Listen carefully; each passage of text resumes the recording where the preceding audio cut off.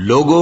اپنے پروردگار سے ڈرو جس نے تم کو ایک شخص سے پیدا کیا، یعنی اول اس سے اس کا جوڑا بنایا، پھر ان دونوں سے کثرت سے مرد و عورت پیدا کر کے روئے زمین پر پھیلا دیے۔ اور اللہ سے ڈرو جس کے واسطے سے تم ایک دوسرے سے حقوق کا مطالبہ کرتے ہو، اور قطع رحمی سے بچو، کچھ شک نہیں کہ اللہ تمہیں دیکھ رہا ہے۔ اور یتیموں کا مال جو تمہاری تحویل میں ہو ان کے حوالے کر دو، اور ان کے پاکیزہ اور عمدہ مال کو اپنے ناقص اور برے مال سے نہ بدلو، اور نہ ان کا مال اپنے مال میں ملا کر کھاؤ کہ یہ بڑا سخت گناہ ہے۔ اور اگر تم کو اس بات کا خوف ہو کہ یتیم لڑکیوں کے بارے میں انصاف نہ کر سکو گے تو ان کے سوا جو عورتیں تم کو پسند ہوں، 2 یا 3 یا 4 ان سے نکاح کر لو۔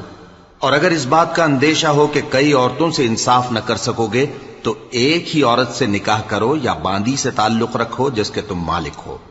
اس طرح تم بے انصافی سے بچ جاؤ۔